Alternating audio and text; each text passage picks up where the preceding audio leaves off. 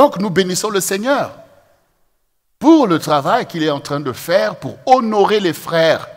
Parce que c'est la convocation qui a été lancée, la convention des hommes. Des hommes responsables, mis en responsabilité par Dieu lui-même. C'est Dieu lui-même qui t'a mis en responsabilité. Voilà. Nous reconnaissons les appels de Dieu, les vocations de Dieu. Nous ne savons pas pourquoi Dieu nous a choisis. Avant même que nous ayons pu manifester une quelconque intelligence ou je ne sais pas quoi, qu'il nous avait déjà choisis. Donc ça ne dépend pas de nous. Ça ne dépend pas de ce que tu sais faire ou quoi que ce soit. Ça dépend de Dieu qui t'a choisi lui-même. Souvenons-nous ce qu'il dit à l'enfant, Jérémie. Alors que l'enfant dit, mais je ne suis qu'un enfant. Et que Dieu lui parle des grandes choses. Dieu lui dit, ne dis pas, je suis un enfant. Car avant que je t'eusse formé dans le sein de ta mère, que je te connaissais. Et avant que tu sois sorti de son sein, je t'avais consacré prophète des nations. Mais quelle nation? Vous imaginez les grandes nations au milieu desquelles Jérémie est né? La nation d'Israël et toutes les grandes nations, la Syrie, Babylone, l'Égypte, toutes ces puissances qui dominaient le monde. Dieu dit à l'enfant que j'étais établi sur tout ça. Pour que tu prophétises, pour que tu abattes, pour que tu renverses et que tu établisses. Tout ça pour que tu sois convaincu aujourd'hui qu'il faut te prendre au sérieux. Non pas parce que les hommes t'ont choisi, mais parce que ton Dieu t'a choisi. Et qu'il est Dieu. Il t'a formé à dessein. Et donc nous sommes là pour convenir des choses qui sont utiles à notre génération. Utiles à l'Église du Seigneur. Utiles à nos vies. Nos vies appartiennent au Seigneur. Tu l'oublies souvent. Ta vie appartient au Seigneur. C'est-à-dire c'est son œuvre. C'est son œuvre. Et il veut continuer à faire son œuvre. Mais c'est une œuvre sérieuse. Une œuvre qui est là pour le glorifier. Mais une œuvre qui est là pour renverser l'orgueil de Satan et disperser ses manigances. C'est ça le rendez-vous. Nous ne nous bombardons pas nous-mêmes, hommes responsables. C'est la vision que Dieu nous a donnée. C'est l'enseignement de responsabilité qu'il nous a donné. C'est la vocation qu'il nous a donnée. C'est de former les hommes responsables de cette génération devant Dieu, comme tous ceux qui ont été formés avant nous. Comment Jésus a formé ses disciples, Pierre, Jean, Jacques, c'était quoi leur vie avant? Dieu sait faire ces choses. Dieu sait faire ces choses. Et ça fait des années que Dieu parle de ce réveil. Aujourd'hui, vous le voyez vous-même, vous le vivez. Mais quand nous étions en train de prophétiser, là, en 2001, 2002, 2003, qui a cru à ce qui nous a été annoncé? Là, vous voyez vous-même tout ce qui est en train de se passer. D'ailleurs, je mets au défi le multimédia, parce qu'ils détiennent toutes ces cassettes-là de nos prophéties depuis 2001 que ça a commencé. Tout le travail là, l'évangile Harvey, il a tout ça en fait. Mais c'est un gros travail. Passer de ces cassettes, vous voyez les petites cassettes là, comme ça là, pour les mettre aujourd'hui pour que l'on puisse voir aussi la force et la légitimité de ce ministère dont vous êtes membre aujourd'hui. Pour savoir qu'il s'inscrit dans les temps que nous vivons, de l'action du Seigneur qui accomplit toutes ces choses. Et aujourd'hui, le Seigneur a convoqué ses frères. Les frères. Il faut quand même réaliser le travail que l'ennemi fait pour égarer et manipuler. Ça fait longtemps qu'il fait ces choses. Mais ça n'impressionne pas Dieu. Tout ce que Satan fait n'impressionne pas Dieu. Malheureusement, ça peut nous impressionner. Mais regardez depuis qu'il fait ces choses, qu'est-ce qu'il a réussi à faire? Si ce n'est pas égarer ceux qui veulent s'égarer. Et perdre ceux qui se positionnent pour se perdre. Mais il ne peut rien faire en fait contre le plan de Dieu. L'histoire poursuit la trajectoire de la prophétie. Donc il est temps maintenant que, au lieu de se laisser manipuler par celui qui n'est que le voleur, qui vient pour dérober, égorger et détruire, il va falloir que tu commences à craindre Dieu. Que tu commences à honorer celui que nous venons de lever tout à l'heure. Jésus-Christ, en fait. La victoire appartient à Jésus-Christ. Nous le chantons, nous le disons. Pourquoi tu vas aller chercher l'échec loin du Seigneur? Parce que si tu veux la victoire, tu vas te tourner et t'attacher à celui à qui appartient la victoire.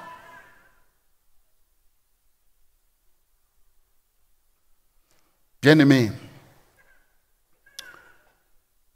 nous sommes dans le rendez-vous de l'histoire. Et comme vous le voyez vous-même, regardez vous-même dans notre génération. Avant, nous étions tous dans un truc. Vous voyez, c'est comme les enfants d'Israël, ils étaient là dans l'esclavage, et puis il y avait Pharaon, il y avait toutes ces choses. Parfois, nous-mêmes aussi, même là, parfois on passe dans un temps où nous pensons que il y a des gens, c'est eux les grands, nous on est des petits. Il y a des gens, c'est eux les savants, nous on est les ignorants. Et on est là dans cet ordre. Mais au jour d'aujourd'hui, les fameux grands, eux-mêmes, ils capitulent. Eux-mêmes, ils sont désemparés. Toi, tu continues à être impressionné par le statu quo. Et tu ne réalises pas que c'est à ce moment-là, en fait, que Dieu met en confusion la sagesse du monde pour révéler la sagesse de Dieu. Qu'il prend les choses viles pour confondre les choses sages. Qu'il prend les choses faibles pour renverser les choses fortes. Donc, ne te laisse pas impressionner parce que tu es faible. Mais sois touché par le fait que Dieu porte son regard sur toi. Et qu'il ne t'abandonne pas au milieu de tes faiblesses auxquelles l'ennemi veut faire une bouchée de toi.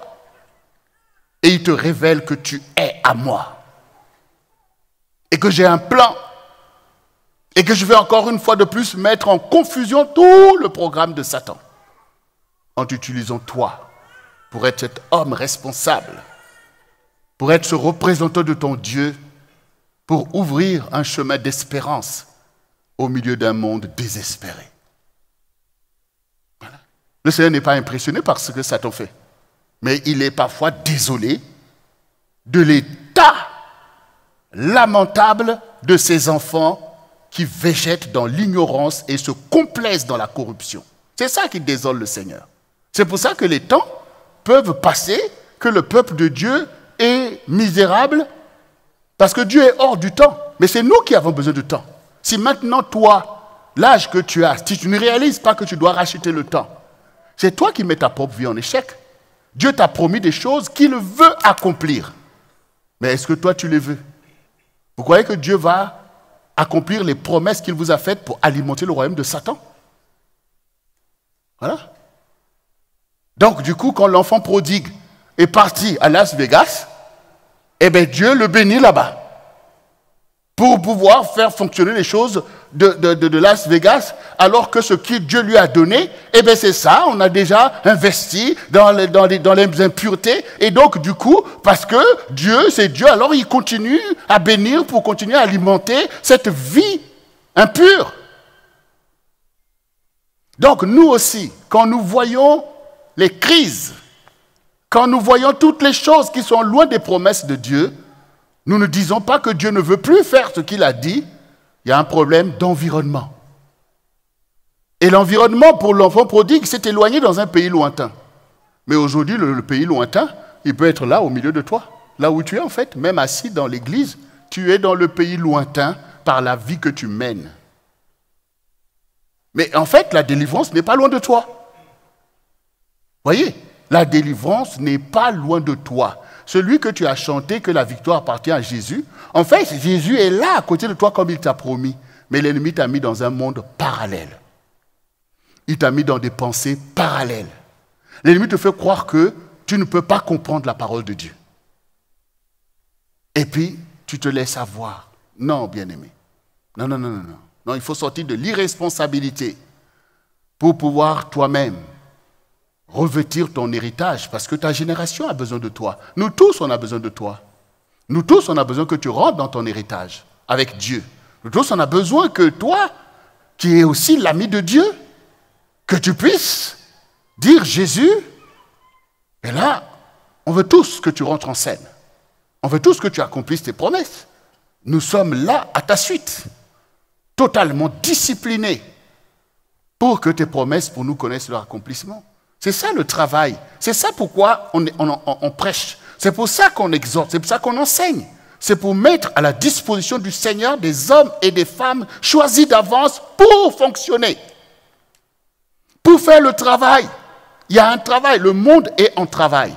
Et l'ennemi travaille. L'ennemi travaille. Et parfois, on peut voir que, ben oui, mais il travaille et il y a plein de monde qui vont travailler avec lui. Voilà. On voit bien des programmes, des réunions, on voit la foule, on voit des gens. Et tout ce qu'on appelle les grands, boum, ils sont là-bas. Et à l'époque de Jésus, tous les religieux étaient avec lui. Et le Fils de Dieu était là mis en minorité. Et même ses disciples, quand Jean a dit, voici l'agneau de Dieu, les disciples de Jean, ils ont suivi Jésus. Maître, où habites-tu? Peut-être pensait-il que, bon ben voilà, avec tout ce que Jean a témoigné sur lui, là on va peut-être aller dormir avec lui dans un palais. Il dit, venez et voyez. Venez et voyez. Même les renards ont un lieu pour mettre la tête. Regardez vous-même le Fils de Dieu mis dans une telle réalité, au milieu d'un mépris total et d'un rejet. Mais lui, il sait en qui il avait placé sa confiance, dans la fidélité de son Dieu. Toi aussi, tu t'appuies sur plein de choses, plein de personnes, mais pas sur ton Dieu. Ça doit changer. Ça doit changer. Tu viens de quelque part, tu as une source. De Dieu, tu es la race. Et tu as été convoqué pour qu'ensemble, nous puissions revenir à Dieu. Les frères, nous allons revenir à notre grand frère qui détient pour nous la victoire. Et la victoire, nous en avons besoin. Si tu refuses la victoire, ça veut dire que tu veux l'échec. Parce que comme on a entendu, mais dans les questions, quand on parle de la prospérité, il y en a d'autres, oh mais bon, ah non, mais bon. Voilà. Oui, mais la prospérité et la victoire, c'est la même chose. Voilà. Vous savez là de quelle prospérité nous parlons? Nous ne sommes pas en train de parler de la prospérité de qui que ce soit. Nous parlons de notre prospérité. Notre. Donc ça veut dire que si je dis la prospérité de l'homme, c'est-à-dire je dis de ta prospérité, je parle de quelque chose qui existe pour toi. Vous voyez? C'est comme si je parle de mon ministère. Donc je ne suis pas en train de parler du ministère de qui que ce soit. Pour que je dise, oh, je veux le ministère d'un tel, je veux le ministère d'un tel. Autrement, ce serait de la convoitise à quelque chose qui ne t'appartient pas. Si je parle de la prospérité, oh, on veut les prospérités, allons chercher des prospérités. Il y en a qui vont dire, hein, voilà, c'est l'évangile de la prospérité qui est je ne sais pas où et tout ça. Je suis en train de parler de notre prospérité que Dieu a ordonnée, qui existe. Les enfants d'Israël, ils étaient là, en Égypte, esclaves. C'est-à-dire que tout ce qu'ils travaillaient, Pharaon le prenait. Et il s'en jouissait, lui et son peuple. Mais ce n'étaient pas les enfants d'Abraham. Mais est-ce que les enfants d'Abraham ne sont pas bénis d'avance? Dieu n'a-t-il pas dit à Abraham que je te bénirai, toi et ta descendance? Au point même que celui qui te bénit sera béni et celui qui te maudit sera maudit. Mais pourtant ce peuple, pendant un temps, 400 ans, a été mis en échec par rapport à sa bénédiction. Donc ne crois pas que parce que le statut quo te met en échec, que ta bénédiction n'existe pas, que ta prospérité n'existe pas, que Dieu donc a formé sur toi un plan de malheur et d'échec. Et pourtant, tu es gaillard quand tu dis, je sais les projets que j'ai formés sur vous, projets de paix et non de malheur, pour vous donner un avenir et de l'espérance. De quoi est fait cette espérance dans ton esprit? Donc vous voyez, nous parlons de nous, de nos appels, du plan de Dieu pour nous, de notre prospérité qui existe et qu'il faut maintenant réclamer, revendiquer et travailler pour. C'est de ça, en fait, que nous sommes en train de parler. Nous parlons de ta prospérité. Peut-être que tu es là, marié, en échec dans ta maison, parce que tu es peut-être menacé qu'on te sorte de chez toi, ou même menacé de divorce, et tu te mets en échec comme si tu n'as plus de perspective, il n'y a pas de secours pour toi, les lendemains pour toi sont déjà funestes. Mais ce n'est pas ça l'enseignement du Seigneur Jésus. Ce n'est pas ça que Dieu dit que mon juste vivra par la foi. S'il se retire, mon âme n'y prend pas plaisir. Et souvent, on se retire de la foi. Et c'est exactement ce que Satan recherche. C'est le naufrage qu'il veut dans tes pensées, et du coup, il enchaîne avec des réactions de l'esprit de mort. Parce que tu ne crois même plus dans le lendemain. Voici des outils que les diables cherchent pour mettre de la négativité et commencer à saper le chemin de bénédiction du peuple de Dieu. Il faut que tu sortes de la négativité. Dieu est capable de te secourir. Dieu est capable de changer les temps en un instant dans ta vie. Dieu est capable de t'accorder des choses que tu as cherchées pendant longtemps et puis boum, on t'appelle, même pour un travail, ou te faire réussir des choses que tu ne réussissais pas. On a bien vu parmi nous parfois des personnes qui sont mises en échec tout simplement pour avoir un permis de conduire pour que tu puisses gérer tes affaires. Et pendant des années, tu es en échec et puis tu te concentres, tu invoques, tu réagis et puis boum, tu as ton permis, tu peux passer à une autre étape. Vous voyez, c'est des exemples pour vous montrer que le travail du diable, c'est de vous plonger dans la négativité, de vous enfermer dans le statu quo, c'est-à-dire dans l'instant, et vous aveugler sur les choses qui sont déjà programmées pour vous, pour que vous puissiez les rater. Donc, je souhaite que notre convention réussisse. Parce que nous sommes ici rassemblés par l'Esprit et par l'unité de la foi. Nous sommes rassemblés par l'amour fraternel. Nous sommes réunis par le dessein qui nous anime, c'est-à-dire l'évangile qui nous a été confié, que nous avons reçu de ceux qui nous ont précédés. Et de la gloire du Seigneur qui repose sur nous, dont nous sommes les porte-flambeaux. Le monde ne va pas voir Jésus, parce que Jésus, il est en nous, mais le monde nous voit et il voit Jésus au travers de nous. Est-ce que Jésus peut venir en aide à cette génération? Si la réponse est oui, ça veut dire que ses disciples sont la tête et non la queue. Ils sont devant et non derrière. Ils sont en haut et non en bas. Et ils ne sont pas pris en échec par quoi que ce soit. La bonté de Dieu, les faveurs faites à David. Ce sont ces choses. Le Seigneur te dit clairement qu'il va te faire asseoir avec les notables du pays. Les notables du pays. Comment ces gens-là vont même supporter que tu viennes s'asseoir à côté d'eux si la gloire de Dieu n'éclate pas dans ta vie? Mais pourquoi nous fuyons la gloire de Dieu? Pourquoi tu fuis la gloire de Dieu? Pourquoi tu fuis la gloire de Dieu? Il y a beaucoup d'enfants de Dieu, beaucoup de frères qui fuient la gloire de Dieu. Et tu te retrouves comme des religieux, tu crois que ta religiosité va te sauver et te bénir.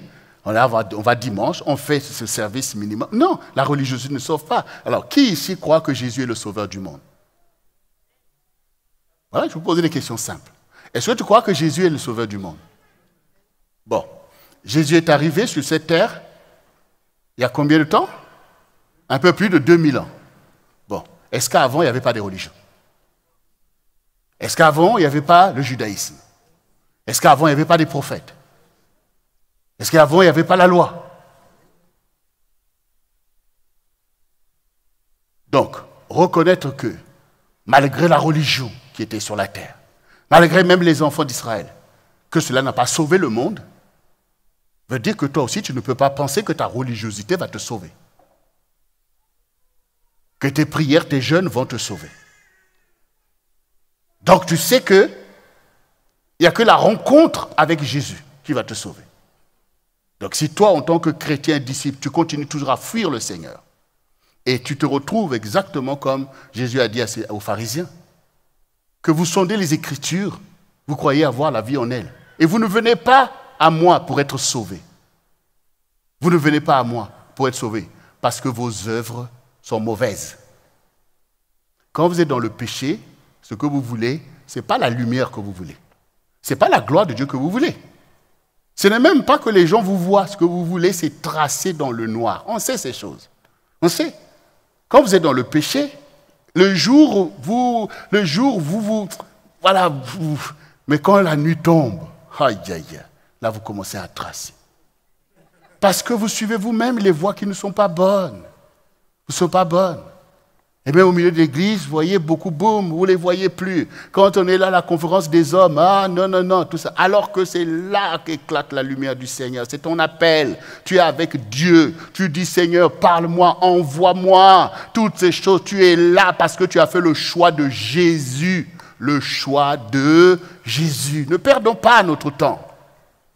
Tout ce qui n'honore pas le Seigneur, Dieu ne va pas l'honorer. Pourquoi? Mais parce que Jésus est le modèle de l'obéissance, de la crainte de Dieu, de la soumission jusqu'à la mort. Et vous croyez que Dieu va dire, bon, Jésus, c'est vrai qu'ils ne veulent pas faire avec toi, mais ce n'est pas grave. Mets-toi là, tu as quelques personnes, eux, ils traitent directement avec moi. Ça n'existe pas. Ça n'existe pas. Ça n'existe pas de mettre le Seigneur un peu à côté. C'est une relation que tu dois embrasser avec le Seigneur. Si tu as des problèmes, viens. Tu ne peux rien cacher à Dieu. Donc viens pleurer devant le Seigneur pour la misère de ta vie, pour la manipulation de ta vie. Viens, le Seigneur va te sanctifier. Jean-Baptiste l'a dit clairement. Voici l'époux. Voici l'époux. Voilà. Nous, on est des amis de l'époux. Mais celui à qui appartient l'épouse, c'est l'époux. L'Église appartient à Jésus-Christ.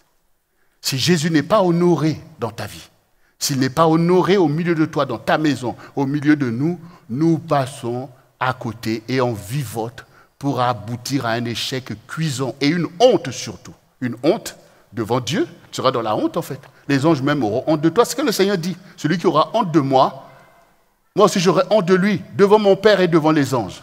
J'aurai honte de toi d'avoir méprisé une telle grâce pour marcher dans la gloire de Dieu.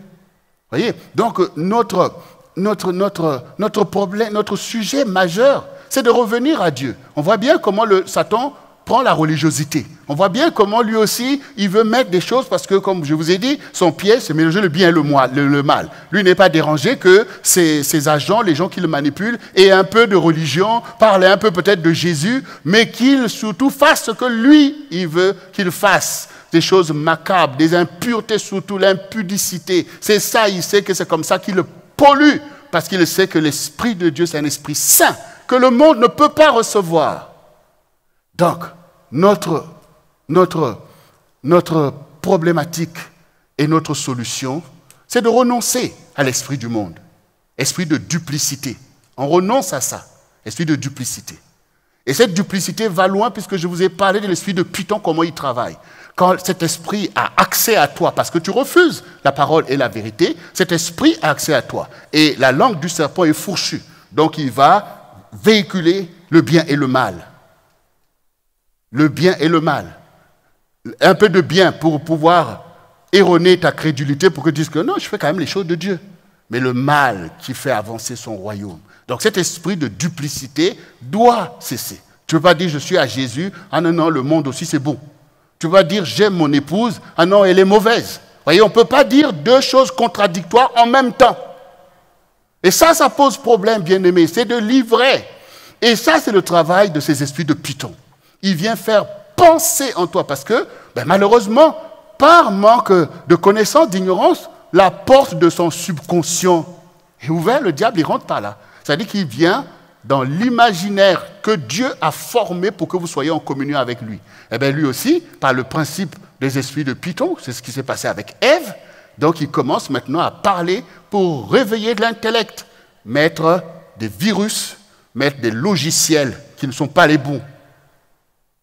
Vous voyez? Donc on comprend bien que notre salut se trouve dans la sanctification. Il faut fermer les portes. Il faut renoncer à des choses erronées dont on voit le résultat tous les jours. Tous ceux qui ont fait des choses que toi, alors que tu es enseigné, tu veux faire, regarde là où ils en sont. Donc du coup, comprends en fait. Comprends pour dire non, non, non, c'est fini. Moi, je ne veux pas ça, je ne veux pas ça. Donc j'ai compris que pour que je sois en bonne santé, parce qu'on parle de la prospérité commence par la bonne santé de ton âme. Je ne veux pas exposer mon âme à des aventures, à des choses erronées, à des émotivités dont on connaît d'avance l'échec que le diable exploite ces choses. Moi, je veux mettre mon âme en sécurité. Alors, si tu veux mettre ton âme en sécurité, c'est dans les mains de Jésus. C'est ce que la Bible te dit clairement. Donc, je viens à Jésus. Je viens à Jésus. Et Jésus, mais je lis, il est défini, Jésus. Il est défini. Et mon zèle va être dans cette relation avec Jésus. Jésus a fait des promesses. Je dois pouvoir invoquer sur ces promesses et voir leur véracité. Par exemple, Jésus te dit, je t'enverrai le Saint-Esprit. Ben, voilà quelque chose où quelqu'un de sage va se dire, ah bon, votre Dieu fait ces choses, ben on va voir, comme ça on verra si c'est la vérité. Puisqu'il dit que je peux recevoir le Saint-Esprit. Alors, du coup, le Saint-Esprit, c'est quoi? C'est une idée ou quelque chose? Non, c'est défini. Le Saint-Esprit, il fait ça, il donne des visions et tout. Je dis, ben oui, ça m'intéresse, parce que moi, je veux la vérité, je ne veux pas perdre mon temps, je veux la vérité. Donc, du coup, je vais chercher ce que Jésus a dit. C'est comme ça qu'on vient à Jésus. Je vais chercher, Seigneur, tu as promis le Saint-Esprit à ceux qui se tournent vers toi. Donc, je suis ton serviteur, je m'humilie devant toi, je pratique les choses, et tu t'ouvres aux promesses de Dieu. Oui, Dieu a répondu à des gens qui nous disent, oh, soit disant que tu es Dieu et tout. Dieu, voyant leur faiblesse, il s'est manifesté à plus forte raison que toi. Toi, ça fait longtemps que Dieu te dit, mais viens à moi. Tu le sais toi-même. Et en plus, tu as eu autrefois une connexion forte avec le Seigneur. La séduction du monde t'en a éloigné. Et pendant ce temps, Dieu cherche ses frères pour l'Église. Moi, je vous ai dit depuis le début qu'il y a un gros préjudice par rapport à l'Église du Seigneur. L'absence des frères aux avant-postes. Ce n'est pas le plan de Dieu que les frères soient à l'arrière-poste, en fait. Ce n'est pas le plan de Dieu. Et même les sœurs qui manifestent le zèle dans l'Église n'ont pas demandé à être à la place des frères. Voyez, souvenez-vous ce que dit Déborah. Déborah dit, quand je me suis levé en Israël, les chefs étaient sans force. Sans force pour Dieu. Sans force pour le royaume, sans force pour défendre le peuple de Dieu, sans force pour défendre les familles, sans force. Ils étaient sans force. Et souvenez-nous de ce que Néhémie dit à la génération qu'il est venu trouver pour rebâtir la muraille. Il dit, levez-vous, ne craignez pas vos ennemis qui vous menacent, mais pensez à vos fils, à vos frères, battez-vous pour vos familles, pour vos frères, pour vos femmes. Et c'est à des frères qu'il parle. Et Jésus a dit à des frères, allez et faites les nations des disciples. Et qu'il n'y ait personne qui dans la pensée part encore dans la perversion pour dire, ah voilà, c'est pour ça, c'est les hommes, les femmes ne doivent pas faire ceci, cela et tout cela. Mais depuis le début, Dieu a dit quoi? Il a dit quoi? Il a dit, je te mettrai une aide en fait. Vous croyez que maintenant, moi ici, je veux maintenant me dire que non, je suis l'homme que Dieu a choisi, voilà, c'est moi. Et puis je dis à mon épouse, assieds-toi. Quel avantage j'ai à ça en fait? Quand je vois ce dont elle est dotée pour la gloire de Dieu. Et même Kevin Bond le disait, la femme, elle n'a pas été placée en position de subalterne. Dieu n'a jamais dit à l'homme de dominer sa femme. Il n'a jamais dit. Vous ne verrez pas que Dieu dit de dominer la femme. Et Dieu dit lui-même à la femme de se soumettre. Donc ce n'est pas ton challenge, ce n'est pas ton rôle d'aller écraser, alors que Dieu te dit de l'aimer comme Christ a aimé l'Église. C'est là en fait. Et Kevin Bond a bien dit la place de la femme. Et pourquoi on insiste sur ça? On a bien montré que le succès de la prospérité de l'homme, de l'épanouissement, parce que dans le mot prospérité, voyez aussi l'épanouissement de l'homme. Tu es frustré, tu es ceci, mais parce que tu n'as pas trouvé encore le levier de ta prospérité. À moins que tu veux suivre les impies, pour aller laisser le diable te dire adore-moi et je te donne tout ça, et que tu crois que l'argent va te rendre prospère, ce n'est pas de ça que nous parlons. L'argent on n'est pas dans l'idolâtrie des richesses. Nous parlons de ce que dit la parole. C'est la bénédiction de l'Éternel qui enrichit, il ne l'a fait suivre d'aucun chagrin. Ça y est, la bénédiction. Et la bénédiction honore Dieu. La bénédiction, c'est le plan de Dieu avec ses enfants pour accomplir le règne de Christ sur la terre. Donc, ta prospérité bénit le Seigneur. Ta prospérité est pour l'avancement du royaume et pour la justice de Dieu. Donc, nous parlons en fait de ça. Mais nous ne parlons pas de la dépravation des richesses. Nous ne parlons pas du commerce des âmes. Nous ne parlons pas de ce qui alimente les convoitises, l'impudicité. Nous ne parlons pas de la luxure. Voilà. Autrement dit, si c'est ces choses que tu cherches, ben Satan, il t'attend dehors pour te donner toutes ces choses comme tu le vois, en fait, dehors. Non, nous ne parlons pas de ça. Nous parlons des gens qui ont à voir avec le plan de Dieu, qui sont là pour le règne de Christ, qui utilisent les choses que Dieu a fait pour la gloire de Dieu et pour le bonheur du peuple de Dieu. Vous voyez, nous parlons de ça, de la justice, de ramener la justice. Les plus faibles n'ont pas à souffrir parce qu'ils sont faibles. Le Seigneur dit, les plus forts soutiennent les plus faibles. Qui sont les plus forts, sinon que ceux qui accèdent à la connaissance et qui se lèvent pour être les élites du peuple de Dieu. Mais dans le monde, les élites, ils forment une caste. Ils sont fermes avec les richesses, ils se pavanent, c'est eux, les élus de je ne sais pas quoi, et le peuple végète. Et ça arrive même au milieu des religieux, comme le Sanhédrin. Regardez comment ils ont laissé le peuple de Dieu dans un état lamentable. Et ils veulent attaquer Jésus parce qu'il ne reste pas avec eux et qu'il va pour pouvoir au contraire annoncer la parole aux pauvres, pour relever le peuple de Dieu, pour nourrir les foules et faire toutes ces choses. Vous voyez, nous parlons de cette prospérité-là, cette capacité d'emmener la justice. Vous voyez, la prospérité avec la justice. Le Seigneur dit, mais si tu vois ton frère qui a faim, et que tu dis, ah, Amen, béni, sois béni, et rentre en étant affamé, tu dis, mais ce n'est pas ça l'amour en fait. Autrement dit, ta prospérité sert aussi à donner de la nourriture à tes compatriotes, au temps convenable en fait. Vous voyez? Est-ce que quand le Seigneur Jésus, pendant la Pâque, a dit à ses disciples, allez-y, vous verrez un homme, dites au maître de la maison que, où est-ce que le Seigneur va-t-il manger la Pâque avec ses disciples? Il vous montrera une chambre haute, aménagée, arrangée, et c'est là que vous allez me préparer la Pâque. Toi, tu ne voudrais pas être cet homme-là qui a préparé un lieu pour le Seigneur? Toi, tu ne voudrais pas être comme cette femme aussi qui voyait passer le prophète Élisée et qui dit non, il faut qu'on prépare une chambre pour l'homme de Dieu? Vous ne voyez pas les gens que Dieu a placés dans des épreuves, des situations pour le bonheur du peuple de Dieu et que Dieu veut que vous soyez aussi en bénédiction à ces personnes. On a vu ce que l'apôtre Jean dit pour Gaius en parlant de ses frères. Il faut que tu pourvoies à leur voyage parce que ces frères qui sont partis sans que les païens leur donnent quoi que ce soit. Mais c'est pour la cause de l'évangile qu'ils souffrent. Il faut soutenir ces frères pour que nous puissions avoir part avec eux parce qu'ils travaillent à l'avancement de l'œuvre du Seigneur. C'est ça l'avantage, toi aussi, de dire, mais ce qui est à moi, j'en ai besoin, ne fût-ce que pour accomplir la justice, en fait. Dieu ne peut pas nous demander de déployer son royaume et qu'il n'a pas positionné dans le monde spirituel des bénédictions pour nous. Et je me rappelle, quand le Seigneur dit, allez, levez-vous, travaillez, quand vous travaillez, je vous bénis. Je me rappelle quand le Seigneur dit, allez, à travailler, j'ai disposé des choses dans le monde spirituel, les choses sont en train de se perdre. Voyez, les choses sont... Quand tu pries, les choses se déclenchent. Mais très souvent, on a prié et puis boum, on tombe à nouveau dans l'esprit de mort. Et du coup, les choses qui ont été positionnées se retrouvent en fait à se perdre.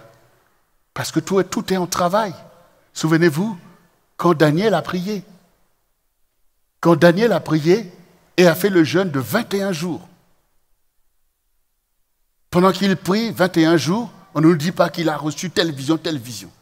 Et après son jeûne, 2 ou 3 jours plus tard, eh bien boum, c'est là qu'il voit le Seigneur, l'ange lui apparaître. Et qu'est-ce qu'il dit? Daniel, homme bien-aimé, depuis le premier jour que tu as eu à cœur de prier, de t'humilier, d'invoquer ton Dieu, une parole est sortie. Et maintenant, je suis venu te l'annoncer. Voyez? La parole n'est pas venue le jour que l'ange est venu, depuis qu'il a commencé. Et toi-même, parfois, tu pries comme ça. Mais au moment où l'ange arrive, il n'y a plus personne dans la foi. Il n'y a plus personne qui s'attend à quoi que ce soit. Au point même si l'ange te dit, hey, j'ai quelque chose pour toi. C'est quoi? Quelque chose. Non, mais non, bien-aimé. Je vous dis, Dieu ne ment pas. Sa parole est la vérité. Il faut qu'on marche sur notre chemin. Il faut qu'on soit des hommes et des femmes de foi, mais déterminés. Comme disent les jeunes, déter. Il faut qu'on soit déter. Déter pour le royaume. Déter pour les promesses de Dieu. Vous savez, comme je réponds la réponse à la question que posait l'évangéliste Régis sur comment on peut faire pour entrer concrètement dans la prospérité, tout ça. Mais on est en train de parler des promesses de Dieu qui sont nos trésors. Les trésors cachés, les richesses enfouies. Dieu a préparé ces choses. On est en train de parler de changer de paradigme, de rentrer dans une position où le Seigneur prend plaisir en nous. C'est ça en fait. Dieu doit prendre plaisir en toi. Dieu doit prendre plaisir en toi. Ah oui? Mais regardez, Jésus qui venait chez Marthe, Marie et Lazare. Parce qu'il prenait plaisir en eux. Donc le Seigneur va travailler. Quand il veut se reposer, il vient chez ses amis. Le Seigneur te dit aussi que je frappe à ta porte. Si tu entends, ouvre la porte, je rentrerai, je souperai avec toi. C'est-à-dire que je veux m'asseoir avec toi, je vais t'expliquer les choses, je vais te dire. Donc je veux rentrer. Et donc le Seigneur est rentré chez Marthe, Marie et Lazare. Souvenez-vous que cette femme, Marie, elle a vu Jésus qui était assis au milieu des élites de ce temps-là, c'est Simon le lépreux. Ils sont là pour voir quel miracle il va faire. Oh, dis-nous quelque chose. Ils sont là pour vouloir écouter des discours parce que leur âme est enflée d'orgueil et tout. Et cette femme a vu, mais c'est le Seigneur. C'est le Seigneur. Et qu'est-ce qu'elle a fait? Elle dit, je vais aller honorer cet homme. Je vais aller offrir mon parfum, même si je ne suis pas invité, même si on me méprise, même si on me traite de prostituée. Mais cette occasion que j'ai de connecter avec le Saint, de connecter avec Jésus, je ne veux pas la rater. Elle est allée prendre son parfum qu'elle a acheté, je ne sais pas, il y en a qui disent avec l'argent de la prostitution ou je ne sais pas quoi, de sa vie. En tout cas, elle a pris ce qu'elle avait de plus cher. Elle a frayé son chemin. Elle est venue pleurer aux pieds du Seigneur et a oint le Seigneur. Elle a oint le Seigneur. Est-ce que Dieu peut mépriser ton adoration? Est-ce que Dieu peut mépriser tes offrandes? Mais regardez ce que cet acte a accompli dans la vie et dans la famille de cette femme. Elle n'est plus jamais la même. Elle est devenue une femme éminente, honorée. Celle qui a vu Jésus ressuscité, Marie de Magdala. Et du coup, à cause de ça, Jésus a pris plaisir en elle. Et du coup, Jésus a rencontré sa sœur, Marthe, et son frère, Lazare. Ce sont devenus ses amis. Le maître est là. Et Marie venait s'asseoir pour écouter. Marthe était là pour préparer pour le Seigneur. Mais on voit tous, ils étaient là pour le Seigneur. Et maintenant, quand leur frère est mort, voilà. Quand le danger t'arrive, et au moment où tu as l'opportunité de connecter avec Jésus, tu ne le fais pas. Quand le danger t'arrive, quand l'ennemi trouve le moyen qui tu vas invoquer?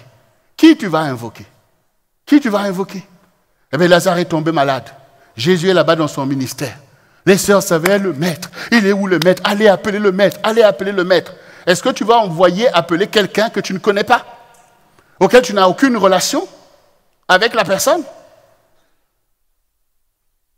C'est l'avantage de saisir l'opportunité que Dieu te donne, d'aller à l'essentiel, de sortir de la vanité de ce monde en fait.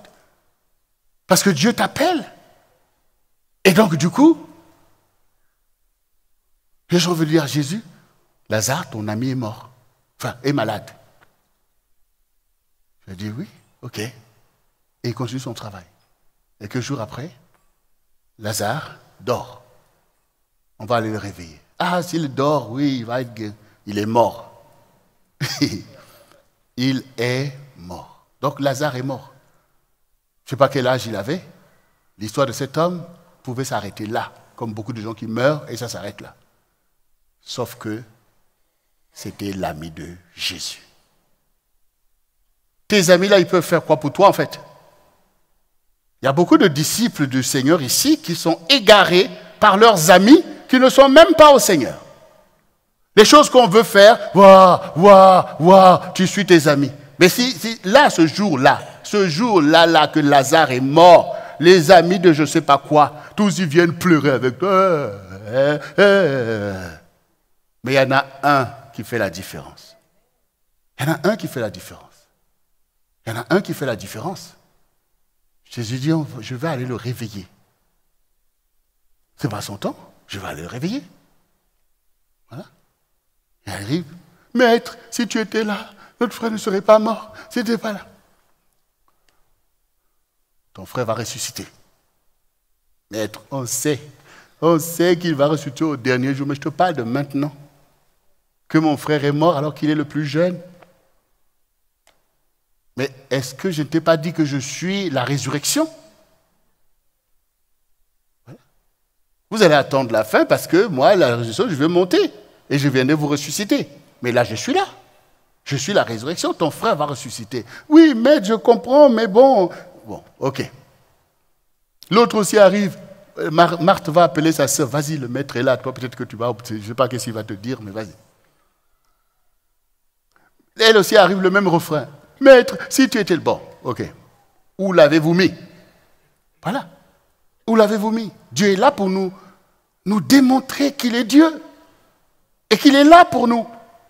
Et le Seigneur a ressuscité Lazare. Mais aujourd'hui que nous sommes là en train de parler, et l'Esprit a été envoyé. Vous avez dit, il est avantageux pour vous que je m'en aille, et je vous enverrai le Saint-Esprit. Et le Saint-Esprit est là, et le Seigneur est avec nous. Et il veut nous conduire tous. Il veut nous conduire tous. Il veut relever les frères. Il veut nous donner un leadership. Il veut ramener le bonheur au milieu de son peuple, au travers de chacun d'entre nous. Mais il faut qu'on accepte, comme ceux qui ont accepté de le suivre. Il y en a d'autres, oui, celui qui veut me suivre, qu'il me suive. Ça veut dire que Dieu ne force pas. Mais toi, tu es appelé. C'est à nous de forcer l'histoire. C'est dit, le royaume est forcé. Il manque du zèle pour les choses de Dieu. Il faut réaliser, en fait. Abraham aussi avait une vie. Il avait une vie, il y avait une vie, mais à un moment donné, Dieu a dit, hey, quitte la maison de ton père, va dans le lieu que je te montrais. Tourne devant toi, devant moi, marche en toute intégrité. Donc, il a saisi l'opportunité. Et Dieu a accompli de grands prodiges avec lui. Toi aussi. Donc, il y a toujours cette exhortation parce que le Seigneur voit aussi des réticences. Le Seigneur voit aussi parfois, pour beaucoup, cette incapacité à comprendre vraiment comme l'objectif qu'il veut atteindre par rapport à la parole. Celui qui entend mes paroles et ne les met pas en pratique. Mais pour que tu mettes en pratique, il faut que tu acceptes la parole et sa légitimité pour ta vie. Que tu t'abandonnes à cette sagesse, à cette gloire. Que tu reconnaisses le Seigneur. C'est moi, comme dit le Seigneur. Les disciples, on a vu, c'est moi. Regardez, c'est moi. Donc le Seigneur a besoin de te dire, c'est moi. C'est moi dans ta vie. Au commencement était la parole. Donc il faut qu'on s'ajuste en fait. Parce qu'une convention se fait sur des choses qu'on écrit. Sur des principes qu'on adopte. Et si nous repartons sans avoir fixé notre convention sur des choses certaines à nos yeux, à tous, on demandera le résultat de la convention. Voilà. Sur quoi repose la convention? Voilà. Cette convention repose sur la personne et la volonté du Seigneur Jésus-Christ, qui nous a sauvés pour Dieu. Et qui a, pour nous, ouvert le chemin de la gloire de Dieu. C'est dans ça que nous nous inscrivons. Nous sommes ouverts puisque l'évangile est envoyé pour le monde entier. Donc vous voyez que nous ouvrons les portes. Et d'ailleurs, j'ai toujours dit clairement, les frères, que nous n'avons pas encore le zèle de communiquer ce qu'on a. Or, vous voyez, tout à l'heure, je disais, mais le lien partagé aux frères. Vous voyez, donc ça montre que nous ne réalisons pas la puissance et la gloire de ce que Dieu nous a donné comme gestionnaire de ce réveil. Il faut en prendre conscience et tout le monde doit en bénéficier. Mais la légitimité de notre démarche qui repose sur la révélation de l'évangile de Jésus, on ne peut pas falsifier ça. Si les gens viennent, ils prennent ce qu'ils ont à prendre, mais s'ils croient qu'ils peuvent venir pour dire non, écoutez, vous nous apportez ça, nous on va mélanger les choses, impossible. nous nous inscrivons clairement sur non seulement la parole, mais sur l'enseignement des apôtres. Ils ont laissé ce qu'on appelle la doctrine, la sainte doctrine. Tout ce qui est écrit, le Saint-Esprit, l'enseignement de Jésus, c'est le fondement sur lequel se tient l'Église du Seigneur et des disciples qui ne veulent pas se séduire à leurs propres yeux. Vous voyez? Mais il faut qu'on convienne, en fait. La convention, pour nous, c'est de revenir à la vérité. Revenir à ce qui est au commencement pour établir quelque chose que le diable n'a pas falsifié. Parce que je vous ai dit, Satan, c'est un esprit religieux. Regardez, vous croyez que toutes les religions qui existent, mais d'ailleurs même avant que Jésus, c'est pour ça que je vais poser la question. Vous croyez que c'est Jésus qui est le sauveur du monde? Oui. Mais pourquoi il y avait plein de religions avant lui? Donc on ne peut pas être impressionné par ça. On ne peut pas être impressionné par ça. Hein. Mais nous allons saisir la grâce que Dieu nous fait. Que quelqu'un s'est consacré. Il a souffert lui-même à notre place. Il est celui qui est capable d'ôter tes péchés. Donc, ça veut dire, mais attendez, le Seigneur est capable d'ôter tes péchés. Mais pourvu que tu lui laisses ôter tes péchés, si tu les gardes, malgré qu'il veut le faire, et le péché sera toujours raté la cible. Donc, nous allons nous sanctifier. Au temps d'Élie, Élie, après avoir fait descendre le feu sur le mont Carmel, après avoir fait descendre la pluie sur le mont Carmel, quelque temps après, il s'est enfui au désert. Parce que son ennemi Jézabel a dit, ah bon, tu as tué. Parce que ce jour-là, les prophètes de Baal, il n'y avait pas que 400. Il y avait 2 fois 400, donc près de 800 personnes sont mortes ce jour-là, les prophètes de Baal et tout. Jézabel a dit, tu vas subir le même sort. Et pourquoi Élie va fuir devant cette menace si le peuple, le même qui a vu le feu et qui a dit, ah, l'Éternel et Dieu, ils se sont prosternés, s'ils étaient cohérents après.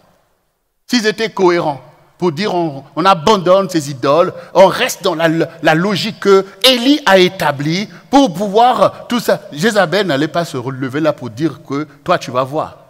Élie s'est retrouvé devant Dieu dans une grotte. Dieu lui a dit, mais qu'est-ce que tu fais ici? Il dit, mais Seigneur, ils ont tué tous tes prophètes et je suis resté seul. Et le Seigneur lui dit, non, je me suis réservé. Est-ce que toi, tu veux être dans cette réserve du Seigneur? Ça. Pour cette génération où on voit plein de choses au milieu, même des chrétiens, on voit de la perversion. Est-ce que toi, tu veux être dans la réserve? Oh, oh, oh. Mais oui, mise à part. C'est la mise à part en fait. Dieu te met à part du monde, à part de la perversité, à part de la fausse doctrine, il te met à part dans la sainte doctrine, c'est-à-dire la connaissance et la crainte de Dieu, l'amour de ton prochain. Voilà, il te met à part pour que tu te préserves du mal. Père, je ne te demande pas de les enlever du monde, mais de les garder du malin. C'est-à-dire que la malice du diable ne doit pas opérer au milieu de toi. Tu dis, oh non, ça c'est pas de Dieu. Oh non, ça c'est de la perversion. Ça c'est de la haine. Ça c'est du mépris vis-à-vis peut-être de mon épouse. Ça c'est le déshonneur vis-à-vis de mon mari. Enfin, vous voyez, donc, Satan, tu ne passes pas. Tu ne passes pas en fait. Et si vous voulez être dans cette mise à part, eh bien, commencez à invoquer Dieu sur des choses qui vous délivrent. Seigneur, je m'humilie devant toi. Donne-moi de me soumettre à ta parole et à ta volonté. Voici les prières qui manquent en fait. Seigneur, je veux ceci, je veux ceci, je veux ceci. Même le succès peut te renverser par terre. C'est ce que disait Kevin Bond ici. Mais est-ce que nous voulons ceci? Est-ce que la vraie question c'est, est-ce que je suis équipé pour être là, pour faire ces choses. Oui. Même Jésus lui-même, il y a un moment où Satan a débarqué. Oui. Il y a un moment où Satan débarque et qu'il est là pour dire, bon, voilà, si tu es le Fils de Dieu, mais fais que ces pierres deviennent du pain. Et puis on dit que Satan a pris Jésus, l'a emmené sur le haut du temple. Donc tu crois qu'il ne va pas t'approcher? Il y a un moment où Dieu permet, parce que tout sera éprouvé par le feu. Donc il y a un moment où Dieu prouve, ça ne veut pas dire que je suis un enfant de Dieu. Il y a un moment où il faut le démontrer. Mais comme Jésus se tient vrai et légitime, voilà, on ne dit pas que Jésus a vu le serpent ou le diable. D'ailleurs, ça se voit même dans le livre de Job. On dit, bon là, les fils de Dieu venaient devant Dieu et puis il y avait Satan parmi eux. Mais on ne dit pas que Jésus dit, c'est qui celui-là? Enlevez-le. Non, il dit, mais d'où viens-tu, Satan? Donc voilà, nous on n'a pas à trembler dans ces choses. Mais nous avons à craindre d'être nous-mêmes dans la confusion. Voilà. Nous avons à craindre d'être dans la confusion. Voilà. Donc du coup, c'est le côté de te revêtir de toutes les armes de Dieu. C'est le côté d'adhérer au Seigneur qui le seul peut te conduire dans la voie de Dieu. Il faut qu'on en soit convaincu de ce fait.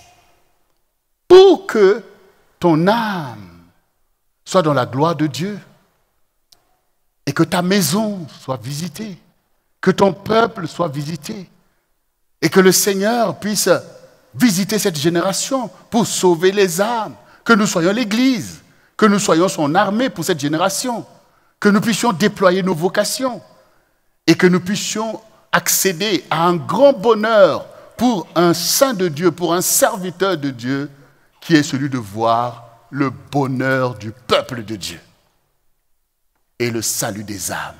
Voici ce qui couronne l'engagement d'une génération qui craint le Seigneur et qui est là pour son roi, celui qui a livré sa vie à l'ignominie pour délivrer les coupables que nous étions. Il mérite toute la gloire. Toute la gloire. Il n'y a pas que les autres qui vont donner gloire au Seigneur. Toi, tu vas lui donner gloire, toi l'homme responsable. Toi, tu vas lui donner gloire. Et dans ta maison, la gloire ne doit pas être absente. Comme dans la maison d'Abraham, elle n'a pas été absente par le fait qu'Abraham a donné gloire à Dieu. Tu dois avoir un souci, donner gloire au Seigneur. Nous, les hommes responsables, nous donnons gloire au Seigneur. Mais on voit bien comment Satan, au travers des impies, veut insulter le Seigneur. Qu'est-ce que David dit? Le zèle de ta maison me dévore. Et les insultes de ceux qui t'insultent tombent sur moi. Ça veut dire qu'il se met en rempart de la gloire de Dieu. Et tout ce que David a manifesté comme zèle, c'est pour élever l'Éternel et montrer qu'il est au-dessus de tous les dieux, de tous les idolâtres. Vous voyez? C'est ça le zèle. Parce que nous, on est là, Seigneur ceci, Seigneur ceci. Mais qui se soucie en fait de la position de celui qui seul mérite de régner? Jésus. Vous voyez? Et il y a des principes simples. Celui qui m'honore, je l'honore. C'est ça que la Bible dit. Vous voyez? Il y a des choses simples auxquelles vous devez comprendre l'Évangile. Le Seigneur dit, celui qui m'honore, je l'honore. Donc, au lieu d'aller chercher toi-même, je ne sais pas quoi, honore le Seigneur. Et cet honneur au quotidien va consister dans la crainte de Dieu. Bon. Si je fais ceci à mon épouse, ça ne va pas honorer le Seigneur. Donc, ça devient dangereux. Mais si, malgré ceci, cela, je prends une attitude qui honore le Seigneur, qui m'a enseigné sa voie, qui m'a pardonné tout, eh bien, Dieu va m'honorer. Et cet honneur, j'en ai besoin. Il y a plein de gens qui ne cherchent pas ces choses. Quand on dit tu es la lumière du monde, toi, oh, la lumière là, tout ça, ça allait se faire voir. Vous voyez, il y a des gens, mais une désinvolture, mais accablante. Accablante, franchement. Il faut réaliser, il faut sortir. Tout ça, c'est l'ennemi qui vient tourner les choses comme ça. Il faut sortir. C'est ça l'esprit de mort. L'esprit de mort, c'est que les choses de Dieu, tu ne comprends pas. Ça me saoule. J'en ai assez. Franchement, bien-aimé, ce n'est pas de Dieu. Ce n'est pas de Dieu. Dieu tu veux quoi? Dieu, il va te dorloter. C'est à ton avantage, en fait, que le Seigneur puisse vouloir faire avec toi. C'est à notre avantage que le Seigneur fasse avec nous. Nous sommes dans notre temps historique. Voyez? Avant nous, il y avait d'autres personnes. Et après nous, il y aura d'autres personnes. Mais c'est le temps qui nous est donné pour réussir notre vie. Et réussir notre vie, c'est quand même de servir le Seigneur. C'est d'accomplir ce qui est attaché à nos vies. C'est de nous aimer les uns les autres. C'est de faire avancer l'Église dans sa trajectoire, parce que nous avons reçu de ceux qui nous ont précédés. C'est d'être saints qui est le fait de réussir notre vie. Ça ne va pas nous empêcher de réussir des grandes choses, de bâtir des maisons. Mais ce qui fait la différence entre nous et les gens du monde, c'est la sanctification. Quand toi, tu vas même avoir la prospérité que Dieu va te donner, ce qui va faire la différence entre ce que tu as et ce que tu as, c'est même pas ce que tu aurais plus d'argent que peut-être, je ne sais pas, un tel. Mais lui, il n'a pas ce que tu as, la gloire de Dieu. Son âme n'est pas comme le tien, qui est dans l'espérance, que même si tu quittes ce monde, tu sais, tu es déjà avec le Seigneur, là, maintenant même. Alors, bien-aimés, maintenant que nous sommes d'accord qu'une convention, Dieu, quand il nous appelle, ce n'est pas Dieu qui doit changer. Vous voyez, quand on vient faire une convention avec Dieu, ce n'est pas du genre, bon, Seigneur, on va faire 50-50. Moi, je change un peu, toi aussi, tu changes. Parce que tu es... Ça n'a pas de sens. Ça n'a pas de sens. Parce que Dieu est saint. Il est saint, c'est pour ça qu'il ne change pas. Parce qu'on ne change que quelque chose qui n'est pas parfait. Donc déjà, nous, il faut nous humilier. Il faut nous humilier, bien-aimés. Il faut s'humilier. Parce que quand nous allons vraiment nous humilier devant Dieu, eh bien, tout à coup, on devient libre de faire les choses de Dieu, libre de pardonner quand il faut pardonner, libre d'aimer nos femmes comme Christ a aimé l'Église, libre d'aller évangéliser parce que la puissance de Dieu peut couler sur nous, nous faire expérimenter la vie de Christ, aller représenter le Seigneur parce que nous sommes délivrés de l'orgueil du diable qui veut faire prévaloir nos pensées, notre intellect, notre raisonnement. Oui, mais, oui, cela, mais, oui, mais. Tu ne connais ni, tu ne maîtrises rien, ni le jour de ta naissance, ni le jour de ta mort. Et les choses que tu crois maîtriser, regardez celui qui avait travaillé, qui dit, oh mon âme, repose-toi, tu as de grands biens pour des années. Le Seigneur dit, insensé, cette nuit même, ton âme te sera demandée. Regardez vous-même. Et tout ce témoignage est dans nos mains. Pourquoi on va, nous aussi, donner à l'ennemi le plaisir de te manipuler, de nous manipuler? Non, on est là pour fustiger, en fait, ces mensonges. Mais nous voulons expérimenter quelque chose de fort avec le Seigneur Jésus. Nous voulons expérimenter ses promesses. Et nous voulons accomplir la vision qu'il nous a donnée.